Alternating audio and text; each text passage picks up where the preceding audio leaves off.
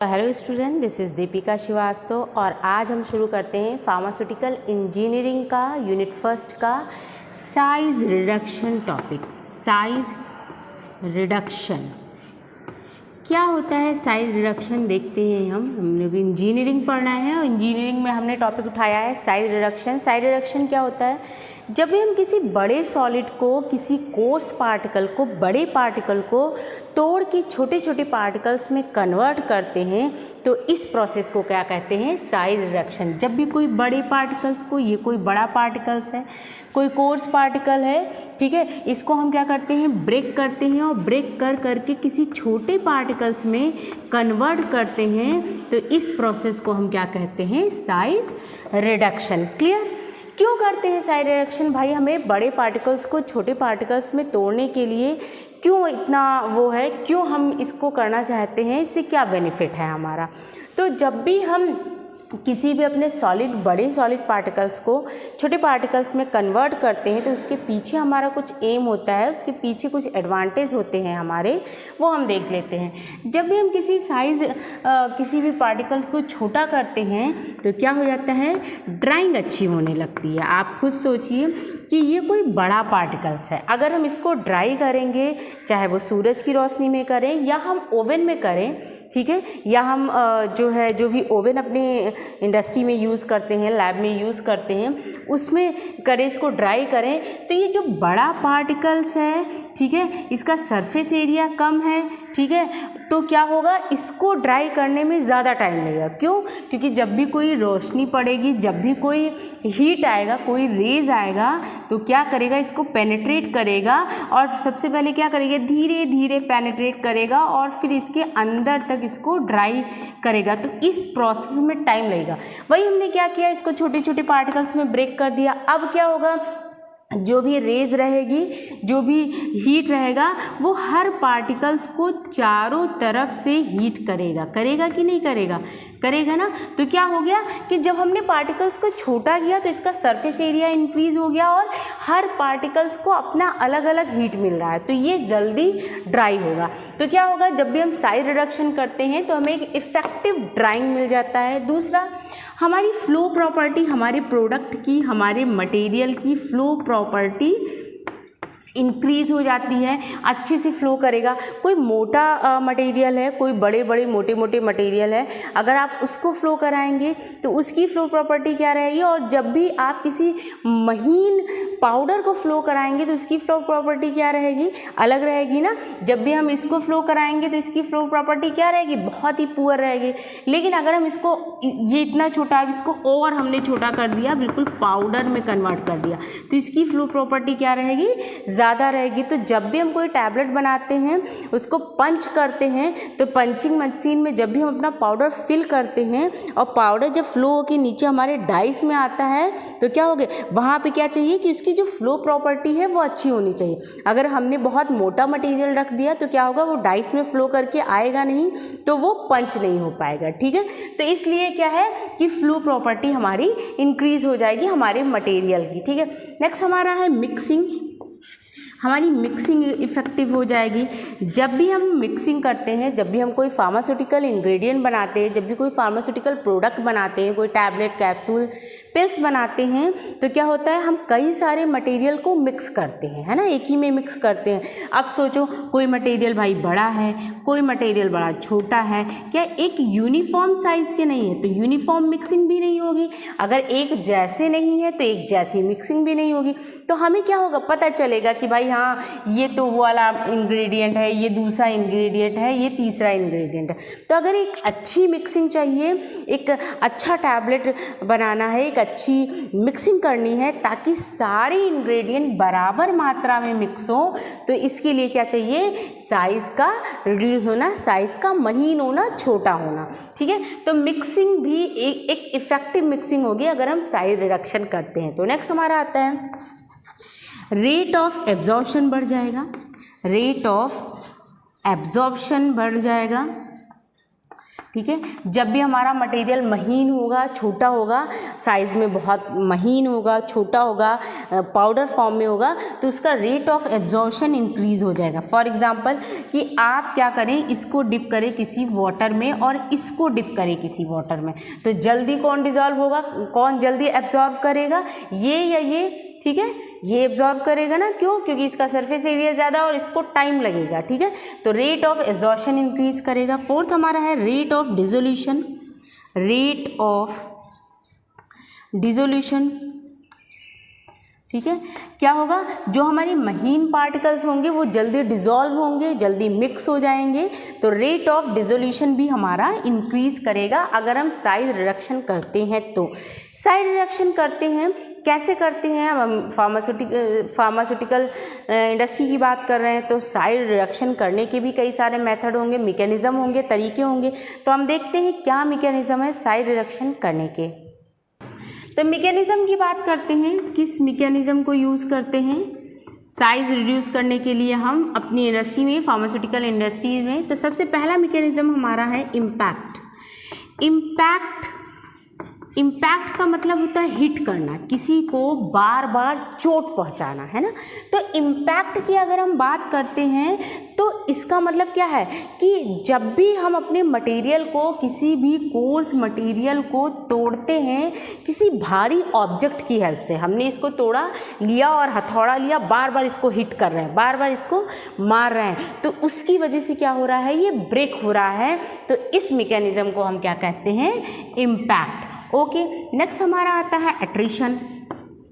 Attrition का मतलब होता है रगड़, है ना। जब भी हम किसी मटेरियल को अपने आपस में रगड़ कर तोड़ते हैं, रगड़ते हैं उन्हें, हमने कोई कंटेनर लिया, ठीक है, फार्मास्यूटिकल इंडस्ट्री है, वहाँ पे बहुत बड़े बड़े कंटेनर, हमने इस कंटेनर में क्या किया, अपने मटेरियल को फिल कर दिया और इसको रोल करना शुरू कर दिए, इसको हिलाना शुरू कर दिए, है ना, इसको हिलाना शुरू कर दिए, तो ये मटेरियल्स क्या है, आपस में ही रगड़ के ब्रेक हो जाएंगे। अगर इस तरह से हम साइज़ को रिड्यूस करते हैं तो इस मैकेनिज़्म को हम क्या कहते हैं, एट्रिशन। थर्ड हमारा आता है कटिंग। कटिंग हम अपने घर में भी यूज़ करते हैं, ठीक है। अगर हम इम्पैक्ट और एट्रिशन की बात करते हैं तो यहाँ पे डिपेंड करता है, हम मैकेनिज़्म सेलेक्ट करते हैं जो भी, वो डिपेंड करता है कि हमारा मटेरियल किस टाइप का, मटेरियल के नेचर पे ही डिपेंड करेगा कि हम कौन सी प्रोसेस से हम किसी मटेरियल को ब्रेक कर रहे हैं। जैसे अगर हम इम्पैक्ट और एट्रिशन की बात करते हैं तो यहाँ पे ऑलमोस्ट हार्ड मटेरियल होंगे या हार्ड मटेरियल होंगे और हमारे ब्रिटल नेचर के मटेरियल होंगे, क्या कठोर होंगे, लेकिन क्या जल्दी से टूट जाते हैं, एब्रेसिव होते हैं, ठीक है। यहाँ भी सेम होगा, हमारा हार्ड और ब्रिटल नेचर के ही मटेरियल्स होंगे। कटिंग में क्या करते हैं कि जब भी हम किसी अपने सॉलिड पार्टिकल्स को किसी शार्प नाइफ से, किसी धारदार चाकू या ब्लेड का यूज़ करते हुए हम अपने मटेरियल को कट करते हैं, छोटे छोटे पार्टिकल्स में कन्वर्ट करते हैं, तो इस मेथड को हम कहते हैं कटिंग मेथड जो है, जो मैकेनिज़्म है, इसमें ऑलमोस्ट हमारे फाइबरस मटेरियल आते हैं। फाइबरस मतलब कि ऐसे मटेरियल जिसमें फाइबर्स होते हैं, जैसे कि हमारे कोई भी हमारा रॉ मटेरियल है, जो पेड़ है कोई, है ना, कोई टहनी है, कोई लीव्स हैं, तो हम क्या करेंगे, हमें कोई बहुत बड़ा सा पेड़ मिल गया, ठीक है, अब हम उसे क्या करना है, उसे भाई हमें वो मेडिसिनल प्रोडक्ट है उसके अंदर, तो हम क्या करेंगे, उसको छोटे छोटे पार्टिकल्स में कट करेंगे, तो ऐसे फाइबरस मटेरियल के लिए हम कटिंग मैकेनिज़्म का यूज़ करते हैं। नेक्स्ट हमारा आता है कंप्रेशन। जब भी हम किसी मटेरियल को कंप्रेस करके, कंप्रेस मतलब दबा करके अगर हम ब्रेक करते हैं तो हम उस मैकेनिज़्म को कहते हैं कंप्रेस। इसमें क्या होता है, दो रोलर होते हैं और इनके बीच में क्या होता है, हम अपने मटेरियल रखते हैं और ये दोनों रोलर जाते हैं और इसको क्या करते हैं, दबाते हैं और दबा करके इसको क्या करते हैं, साइज इसका रिड्यूस करते हैं, तो ऐसी मैकेनिज़्म को हम क्या कहते हैं, कंप्रेशन।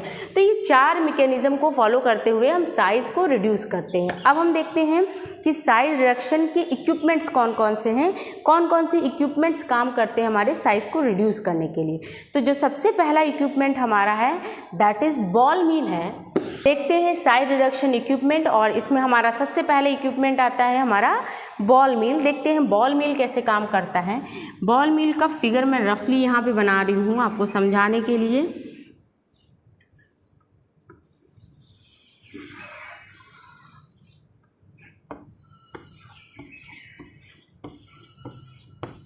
बहुत अच्छा तो नहीं बना है लेकिन समझने के लिए सही। हमारा जो बॉल मिल है, जैसे इसका नाम जैसा है ना, नाम क्या है इसका, बॉल मिल। ठीक है, इसका नाम बॉल मिल इसलिए रखा गया है क्योंकि इसमें जो हमारा साइज रिड्यूस हो रहा है हमारे मटेरियल का, वो बिकॉज ऑफ द बॉल्स होते हैं। इसमें छोटे छोटे बॉल्स होते हैं जो हमारे मटेरियल के साइज़ को रिड्यूस करते हैं। तो ये हमारे बॉल मिल का फिगर है जो स्टेनलेस स्टील का बना होता है, और इसके अंदर ये स्टील बॉल्स प्रेजेंट होती हैं। स्टील बॉल्स प्रेजेंट होती हैं। यही क्या करती हैं, हमारे मटेरियल को ब्रेक करती है। क्या होता है कि जो है ये जो हमारी स्टील बॉल्स हैं ये क्या होती हैं, बार बार हमारे मटेरियल के ऊपर क्या करती हैं, हिट करती हैं उन्हें, और क्या करती हैं, ब्रेक करती हैं। तो यही से हमें समझ में आ गया कि बॉल मिल का प्रिंसिपल क्या है, ये किस प्रिंसिपल पे काम करता है। तो ये काम करता है इम्पैक्ट पे। इम्पैक्ट पे क्यों, क्योंकि बॉल मिल जो है, ये जो बॉल्स हैं ये बार बार हमारे मटेरियल्स पे क्या करती हैं, गिरती हैं, जिसकी वजह से क्या करती हैं, ये इम्पैक्ट की मैकेनिज़्म को फॉलो करती हैं। इसके साथ साथ अभी हम देखते हैं इसका वर्किंग, कंस्ट्रक्शन क्या है, उसके बाद हमें प्रिंसिपल इसका समझ में आ जाएगा। ये हमारा बॉल मिल है, ठीक है, जो स्टेनलेस स्टील का बना होता है। इसके अंदर हमारी स्टील बॉल्स प्रेजेंट होती हैं। स्टील बॉल्स हमारी ऑलमोस्ट 30 to 40% होती हैं। ओके, क्या होता है, इसमें हम अपना मटेरियल फिल कर देते हैं और इसका टोटल वॉल्यूम 75% होने चाहिए। 65 से 75% इसका टोटल वॉल्यूम फिल होना चाहिए with the material and balls और मटेरियल को लेके। फिर क्या होता है, इसको स्विच ऑन कर देते हैं और ये हमारा बॉल मिल कुछ इस तरह से रोल करना शुरू कर देता है। आप सोचिए बॉल मिल है, इसके अंदर बॉल्स भरी हैं और ये रोल करना शुरू कर दिया। जब ये रोल करना शुरू किया तो ये बॉल्स क्या होंगी, हमारे मटेरियल्स के ऊपर पड़ेंगी। जब मटेरियल्स के ऊपर पड़ेंगी तो कौन सा मैकेनिज्म हो गया, इम्पैक्ट। और ये मटेरियल्स भी तो आपस में रगड़ेंगे ना भाई, इसी में बॉल भी है, इसी में मटेरियल्स भी हैं, तो हमारी मटेरियल्स आपस में भी रगड़ के तोड़ देते हैं, आपस में भी रगड़ के साइज़ को रिड्यूस कर देते हैं, और बॉल्स भी उनके साइज़ को रिड्यूस करता है। तो जब बॉल इनके ऊपर गिरता है तो हमने कहा इम्पैक्ट का प्रिंसिपल फॉलो कर रहा है। सेकंड, हमने कहा कि भाई मटेरियल भी आपस में रगड़ रही है, इसका मतलब क्या है, एट्रीशन भी हो रहा है। तो बॉल मिल हमारा किस प्रिंसिपल पे काम कर रहा है, इम्पैक्ट और एट्रीशन दोनों पे ही काम कर रहा है। हमारे बॉल मिल में जो सबसे इम्पॉर्टेंट बात है वो ये है कि हमें इसमें ध्यान रखना है इसके स्पीड का। ठीक है, क्या हो रहा है, हम स्पीड दिखा रहे हैं। जब भी इसे हम बहुत ही लो स्पीड में चलाते हैं, अगर हम इसकी स्पीड बहुत लो रखते हैं, बहुत कम स्पीड रखते हैं, तो ये जो हमारी बॉल्स रहेंगी, अगर हम इसको बहुत लो स्पीड पे रखते हैं तो ये जो हमारी बॉल्स और हमारा जो मटेरियल रहेगा ये हमारे बॉल मिल के सरफेस पे ही ऐसे ही तैरता रहेगा, है ना, ऐसे ही तैरता रहेगा, जिसकी वजह से क्या होगा, हमारी बॉल्स जो हैं वो मटेरियल को हिट ही नहीं कर पाएंगी, तोड़ ही नहीं पाएंगी।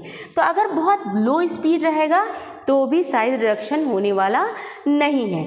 अगर हम कहें चलो हाई स्पीड कर देते हैं, हाई स्पीड पे करते हैं, अगर हम इसका बहुत हाई स्पीड कर देते हैं तो क्या होगा, because of the centrifugal force जो हमारे मटेरियल्स और बॉल्स रहेंगे ये हमारे बॉल मिल के सरफेस पे चारों तरफ से चिपक के रोल करेंगे, चारों तरफ से चिपक के रोल करेंगे, क्योंकि जब स्पीड बहुत ज़्यादा होगी तो क्या होगा कि जो हमारे मटेरियल्स है वो बीच में रहेंगे ही नहीं, किनारे, सरफेस के किनारे किनारे रहेंगे, और स्पीड की वजह से ये गिरेंगे नहीं। तो अगर हाई स्पीड भी रहता है तो भी साइज़ रिड्यूस नहीं होगा। आपने मौत का कुआं देखा होगा है, उसमें बाइक चलती है तो क्या होती है, स्पीड पे ही डिपेंड करता है। बहुत तेज़ स्पीड रहती है वो चारों तरफ चलते हैं, अगर जैसे स्पीड अगर उनकी लो होगी तो क्या होगी, वो फटाक से गिर जाएंगे। तो वही सेंट्रीफ्यूगल फोर्स यहाँ भी काम कर रहा है, ठीक है। तो अगर बहुत हाई स्पीड रहेगा तो भी साइज़ रिड्यूस नहीं होने वाला है।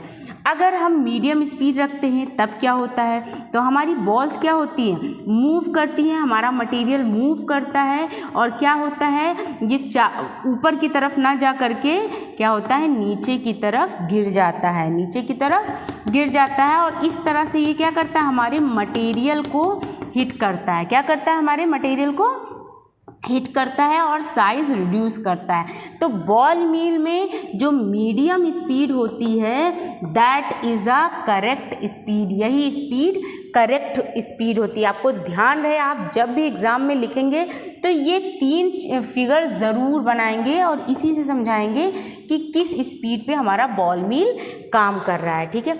अब हम बात करते हैं कि यूज़ कहाँ होता है, यूजेस क्या होता है बॉल मिल का।